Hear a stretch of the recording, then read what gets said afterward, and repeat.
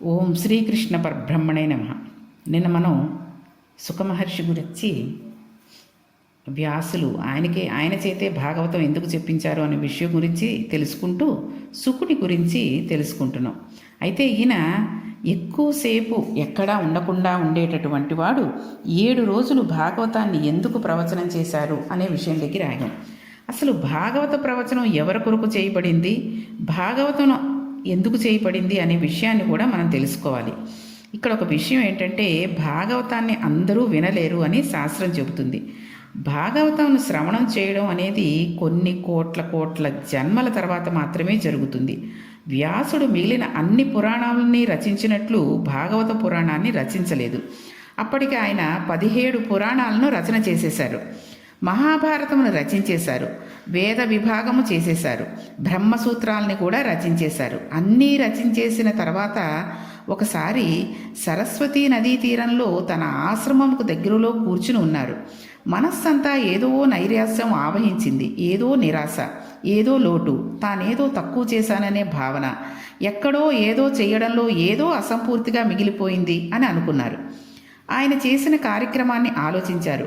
వేదరాశినంతటినీ విభాగం చేశాను, 17 పురాణాలను రచించాను, బ్రహ్మసూత్రములను రచించాను. పరాశరుడికి సత్యవతీదేవికి నారాయణాంశంలో కుమారుడిగా జన్మించినందుకు నేను చేయగలిగినంత సేవ చేశాను. ఈశ్వరుడి పాదములు పట్టి సేవించాను, ధ్యానం చేశాను. అయినా నా మనస్సుకు ఎందుకో లోటుగా ఉంది. ఎందుకు ఇంత లోటుగా ఉంది అని ఆలోచన చేశారు. ఆ ఆలోచన చేసినప్పుడు మహానుభావుడు నారదుడు దర్శనం ఇచ్చారు.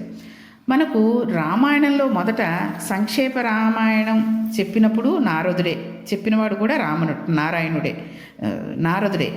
భాగవతంలో సంక్షేప భాగవతం చెప్పినవాడు నారదుడే. నారం దదాతి ఇతి నారద, ఆయన జ్ఞానాన్ని ఇస్తూ ఉంటారు. అటువంటి నారదుడు వచ్చి వ్యాసునితో ఒక మాట చెప్పారు. వ్యాస, నీ మనస్సు ఎందుకో అసంతృప్తితో ఏదో లోటుతో ఉన్నది, ఎందుకో తెలుసా? నువ్వు ఇన్ని విషయాలను రచించావు, భారతాన్ని రచించావు, కానీ భారతంలో కృష్ణ కథ ఎక్కడ చెప్పినా ధర్మం తప్పినటువంటి కౌరవులు ఎటువంటి స్థితిని పొందుతున్నారో, ధర్మమును పట్టుకున్నటువంటి పాండవులు ఎటువంటి స్థితిని పొందుతున్నారో అనే ప్రధాన కథకు కృష్ణ కథను అనుసంధానం చేశావు. అంతే తప్ప కృష్ణ భక్తుల చరిత్రని, ఈ ప్రపంచమంతా ఎలా పరిడవిల్లుతున్నదో, విశ్వం ఎలా సృష్టించబడిందో, పంచభూతాలు ఎలా వచ్చాయో, భగవంతుని నిర్హేతుక కృపచేత ఆయన సృష్టికర్త అయిన స్థితికర్త అయి ప్రళయకర్త అయి ఈ లోకమును ఆయన ఎలా పరిపాలన చేస్తున్నాడో నువ్వు ఎక్కడా చెప్పలేదు. ఆ కారణం చేత నీ మనసులో ఎక్కడో చిన్న లోటు ఏర్పడింది. ఇది పూర్తి చేయడానికి నీవు భాగవత రచన చెయ్యి అని ప్రబోధన చేశారు. అప్పుడు వ్యాస భగవానుడు ఆనందాన్ని పొందినవాడే ధ్యానమగ్నుడై ఆచమనం చేసి కూర్చుని భాగవతను రచించడం ప్రారంభించేశారట. ఇంత చేసిన తర్వాత ఏది చేయడం మిగిలిపోయిందని వ్యాసుడు నైరాశ్యం చెందాడో, ఏది అందించడం చేత తన జన్మ సార్థకతకు పొందుతుందని అనుకున్నాడో, ఏది అందించిన తర్వాత, ఏది తెలుసుకున్న తర్వాత మనిషిలో ఒక గొప్ప మార్పు వస్తుందో, కొన్ని కోట్ల జన్మల నుండి మనస్సు ఏది పట్టుకొనకపోవడం వల్ల అలా జరిగిందో, ఏది పట్టుకోకపోవడం వలన మనుష్య జన్మకు సార్థకత సిద్ధిస్తుందో, అటువంటి మహౌషధమును మహానుభావుడు అందించడం ప్రారంభించాడు. అందుకే అది వేరొకరు చెప్పడానికి కుదరదు. అది సాక్షాత్తు ఉపనిషత్తుల సారాంశం. జ్ఞానం అంతా కూడా భాగవతం నందు నిక్షేపింపబడింది. దీనిని చెప్పడానికి సుఖబ్రహ్మ మాత్రమే తగిన వ్యక్తి. అందుకని తన కుమారుడైన సుఖబ్రహ్మకి భాగవతం ప్రబోధం చేశారు. ఈ భాగవతాన్ని సుఖబ్రహ్మ పరీక్షిన్ మహారాజు గారికి 7 రోజులు చెప్పారు. ఎటువంటి పరిస్థితులలో చెప్పారు? భాగవతం చెప్పబడిన పరిస్థితిని మనం విచారణ చేయాలి. చెప్పింది 7 రోజులే, అంతకన్నా ఎక్కువ రోజులు చెప్పలేదు. ఎందుకు 7 రోజులు చెప్పవలసి వచ్చింది? భాగవతంను సప్తాహముగా చెప్పుకోవడం వెనక ఒక రహస్యం ఉంది. ఒక మనిషి ఎన్ని సంవత్సరములు బ్రతకనివ్వండి, 70 సంవత్సరాలు కానీ 90 సంవత్సరాలు కానీ, లేకపోతే మనం ఆశీర్వచనం ఇస్తూ ఉంటాం, శతమానం భవతి సతాయ పురుష సతేంద్రియ ఆయుషేవేంద్రియే ప్రతిష్టతి అని ఉంటాం. 100 సంవత్సరములు బతకమని ఆశీర్వదిస్తాం. అయితే 100 సంవత్సరములు కానీ పూర్ణంగా బతకనివ్వండి, కానీ ఎన్ని రోజులు బతికాడు అని పరిశీలిస్తే 7 రోజులే బతికినట్టు అని మనం తెలుసుకోవాలి. ఎలాగా? ఎన్ని సంవత్సరాలు బతికినా అతడు బతికినది ఆది, సోమ, మంగళ, బుధ, గురు, శుక్ర, శని. ఇంతకన్నా ఎక్కువ రోజులు లేదు. 8వ రోజు ఇక లేదు. ఎప్పుడు మరణిస్తాడు? ఈ 7 రోజుల్లోనే మరణిస్తాడు. వాడు ఎంత గొప్పవాడైనా, ఎంత ధనవంతుడైనా వాడు పోవడానికి 8వ రోజు ఉండదు. ఎవరైనా ఆ 7 రోజులలోనే వెళ్ళిపోవాలి. ఆ 7 రోజులలోనే పుట్టాలి, 7 రోజులలోనే ఉండాలి, ఆ 7 రోజులలోనే తిరగాలి. కాబట్టి భాగవత సప్తాహము అంటే మనం ఏ రోజున భగవంతుణ్ణి స్మరించడం మానివేశామో ఆ రోజు పరమ అమంగళకరమైన రోజు. ఆ రోజు భగవంతుని ఎడల విస్మృతి కలిగింది కాబట్టి తను భగవన్నామమును పలకలేదు, ఈశ్వరుడికి నమస్కరించలేదు, ఈశ్వరుని గురించిన తలంపు లేదు. ఆ రోజున తను ఉండి మరణించిన వానితో సమానం. కాబట్టి ఆ రోజున ఇంట్లో ఏం జరిగింది? నడయాడిన ప్రేతం ఒకటి తిరుగుతుంది. అంటే ఒక శవం ఇంట్లో నడిచింది అన్నట్టు.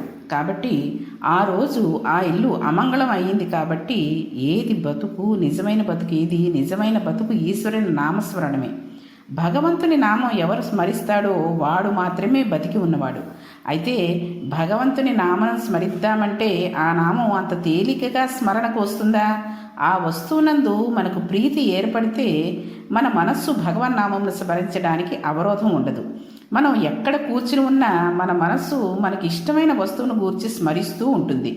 మనస్సు ఆ వస్తువునందు ప్రీతి చెందింది కాబట్టి ఎప్పుడూ ఆ వస్తువును స్మరిస్తూ ఉంటుంది. చూడండి, మన మనస్సు ఈశ్వరుని యందు ప్రీతి చెందకపోతే ఈశ్వరి నామం స్మరించదు. ఇప్పుడు మనస్సు భగవంతుని పట్ల ప్రీతితో తిరగడానికి కావలసిన బలము వ్యాస భగవానుడు భాగవతం నందు ప్రతిపాదన చేస్తున్నాడు. అందుకే భాగవతాన్ని ఎవరు వింటారో వారి మనస్సు తెలుసో తెలియకో ఈశ్వరుని వైపు తిరిగిపోతుంది.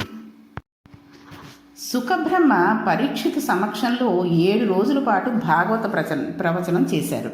దాని ఫలితం ఏమిటి? తాను చనిపోతానని బెంక పెట్టుకున్న పరీక్షిత్తు భాగవతానంతటినీ వింటాడు. విన్న తర్వాత ఆయన అన్నాడు, ఈ శరీరం చచ్చిపోతుంది, బెంగలేదు అన్నాడు. ఆయనకు తెలిసిపోయింది ఏంటి? చనిపోవడం అనేది అసలు ఆత్మకు లేదు. మరి చనిపోయేది ఏమిటి? కేవలం శరీరం మాత్రమే.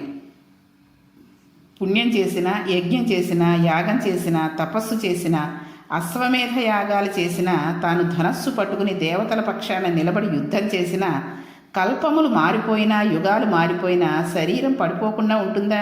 ఉండదు, పడి తీరుతుంది. ధ్రువుడంతటి వాని శరీరం పడిపోయింది. ఎవరి శరీరం అయినా పడిపోవలసిందే. పడిపోయేటటువంటి సత్యం శరీరములకు చెందినది. అది పడిపోయి తీరుతుంది. కానీ పడదు అని ఒక అసత్యమందు మనం ఒక పూనిక పెట్టుకుని ఉన్నాం. ఇంకా రేపు అసలు చూడండి, అలారం పెట్టుకుని లేస్తున్నాము అంటే ఎంత నమ్మకం, రేపు మనం బతికుంటాము అనే నమ్మకంతో పెట్టుకుంటాం. అయితే అది మనం గ్యారంటీ ఇవ్వగలమా? రేపు పొద్దున్నే మనం లేవగలమని? అది ఇవ్వలేం. ఆ భ్రాంతిలో మనం ఇంకా ఉంటాం, ఇన్నాళ్ళు ఉంటాం. ఎందుకండి కొంతమంది ఫిక్స్డ్ డిపాజిట్లు చేస్తారు 10 ఏళ్ళకి, 15 ఏళ్ళకి. వాళ్ళకి రిటైర్ అయిన తర్వాత వచ్చిన డబ్బులతోటి అన్నాళ్ళు ఉంటామని ఆశ పెట్టుకుని ఉంటారు. కాబట్టి అది ఉత్తిది అన్న భ్రాంతి పోవట్లేదు వాళ్ళకి. కాబట్టి ఈ భ్రాంతి చేత లోకమునందు సంగమము కలిగి చేయకూడని పనులన్నిటినీ చేయడానికి పూనుకుంటూ ఉంటాం. ఈ శరీరం ఉండిపోతుందన్న భ్రాంతిని పొందుతున్నాం. వెళ్ళవలసింది వెళ్ళిపోయి తీరుతుంది, వెళ్ళనిది ఎప్పుడూ వెళ్ళదు. కాబట్టి నేను అనబడింది ఆత్మ అయితే దానికి చావు లేదు. నేను అనబడేది శరీరం అయితే అది చచ్చిపోయి తీరుతుంది. కాబట్టి ఉన్న సత్య వస్తువును పట్టుకుంటే మరణ భయం లేదు, అసత్య వస్తువును పట్టుకుంటే మరణ భయం ఉంది. మరణ భయంలో సమస్తమైన అజ్ఞానం ఉంది, అవిద్య ఉంది, భయం ఉంది. ఏది పట్టుకుంటాం? సత్యాన్ని పట్టుకోవాలి. అది అంత తేలికైన విషయం కాదు. భాగవతం వినిన వాడు మాత్రమే సత్యాన్ని తేలికగా పట్టుకోగలడు. అలా పట్టుకునేటట్టు సత్యవస్తువును గురించి వ్యాసుడు తన భాగవతం నందు ప్రతిపాదన చేశాడు. అందుకని ఎవరు భాగవతుని వింటున్నారో, చదువుతున్నారో వారికి సత్యము పట్ల పూనిక కలుగుతుంది, ఈశ్వరుని పట్ల పూనిక కలుగుతుంది. ఆయన పాదాలు పట్టుకున్న వాళ్ళు ఎలా తరించారో భగవంతుని భక్తుల గాథలు ఆవిష్కరించబడతాయి. 7 రోజులు భాగవతమును వినిన పరీక్షితుకు మరణం రాకుండా పోలేదు. మరణం వచ్చింది. కానీ ఆ 7 రోజులు పోయిన తర్వాత పరమ ధైర్యంతో ఒక మాట అన్నాడు, శరీరానికి మరణం వచ్చినా నాకు బెంగలేదు, ఇప్పుడు నేను ఆత్మగా నిలబడిపోతున్నాను అన్నాడు. ఈ శక్తి కొన్ని కోట్ల జన్మలలో లోపించడం వలన మనం అంతా అలా తిరుగుతూనే ఉన్నాం. మహామాయ విశ్వం భ్రయమసి పరబ్రహ్మ మహిషి. ఇది సౌందర్య లహరిలో చెప్పారు శంకర భగవత్పాదులు. ఇలా మాయలో తిరుగుతూనే ఉంటాం. ఈ సత్యమును భాగవతం ఆవిష్కరిస్తోంది. అటువంటి భాగవతమును సుఖబ్రహ్మ గారు ప్రవచనం చేశారు.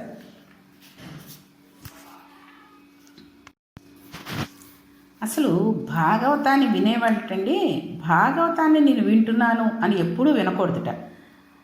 పిబత భాగవతం అంటే భాగవతాన్ని తాగేసేయి అని చెప్పారు. కానీ అదెలా సాధ్యమండి? భాగవతాన్ని తాగడం అంటే ఎలా కుదురుతుంది? తాగడం అనేది నోరు అనబడే ఇంద్రియం చేయాలి, వినడం అనేది చెవి అనే ఇంద్రియం చేయాలి. కానీ చెవి అనే ఇంద్రియానికి ఒక లక్షణం ఉంది. నోరు తాగుతున్నప్పుడు మనస్సు ఎక్కడో తిరుగుతూ ఉందనుకోండి, అయినా నోరు ఆ పదార్థాన్ని తీసుకుని కడుపులోకి పంపించేస్తుంది. ఒకవేళ ఆ పాలలో ఒక చీమ ఉన్నా నోరు పుచ్చుకోను అనదు, పుచ్చేసుకుంటుంది. తాగేసే పదార్థంలో సాధారణంగా మనం తీసి పారేసేది ఏదీ ఉండదు. భాగవతం కూడా అటువంటిదే. దీనిలో తీసి పారేసవలసిన ఇది ఏదీ ఉండదు. భాగవతం నందు ఉన్నవాడు భగవానుడు ఒక్కడే. భాగవతంలో భగవంతుడు శబ్దరూపంగా వస్తున్నాడు. దానిని మనం చెవులతో పట్టి తాగేసేయాలి. విడిచిపెట్టారంటే జారి కింద పడిపోతుంది. అసలు ఈ భాగవతం ఏంటి, గొప్పతనం ఏంటి అంటే వేదములనే కల్పవృక్షం ఒకటి ఉన్నది. వేదాలను సేవించడం చేత మనకు కావలసిన సమస్తమైన కోరికలను మనం తీర్చుకోగలుగుతున్నాం. అటువంటి వేదాలు అనబడే కల్పవృక్షము శాఖల చిట్ట చివర పండు పండిందనుకోండి, వేదముల చివర ఉపనిషత్తులు ఉంటాయి. ఉపనిషత్తులు జ్ఞానమును ప్రబోధం చేస్తాయి. ఉపనిషత్తులనే జ్ఞానమును బోధించే వేదముల చివర ఉన్న శాఖల చివర భాగంలో పండిన పండు ఉపనిషత్తుల చేత ప్రతిపాదింపబడిన పరబ్రహ్మ స్వరూపం. ఈ పరబ్రహ్మ స్వరూపం ఈవేళ పండుగా పండింది. దీనిని చిలక కొట్టింది. ఎవరా చిలక? సుఖబ్రహ్మ. శుకుడు తన నోటి ద్వారా ప్రవచనం చేశాడు. దేని మీద ఆపేక్ష లేనటువంటి ఒక మహాపురుషుడు ప్రవచనం చేశాడు. అటువంటి సుఖబ్రహ్మ నోట్లోంచి వచ్చింది. అందుకని ఈ భాగవతాన్ని తాగేసేయి. ఇది ఈశ్వరుడితో నిండిపోయి ఉంది. భూమి యందు నీవు భావకుడివైతే నీవు చేయవలసిన ప్రధాన కర్తవ్యం ఇదే. అందుకని ఈ భాగవతం ఇంత గొప్పది. ఇంకా ఈ భాగవతం గురించి, గొప్పతనం గురించి అసలు సుఖబ్రహ్మ గారు, శుకుడు ఏ విధంగా భాగవతాన్ని మొదలెట్టారు, నారదుల వారి పూర్వజన్మ వృత్తాంతం, ఇలాంటి విషయాలన్నీ కూడా రేపటి పారాయణంలో తెలుసుకుందాం. శ్రీకృష్ణ పరబ్రహ్మణే నమః.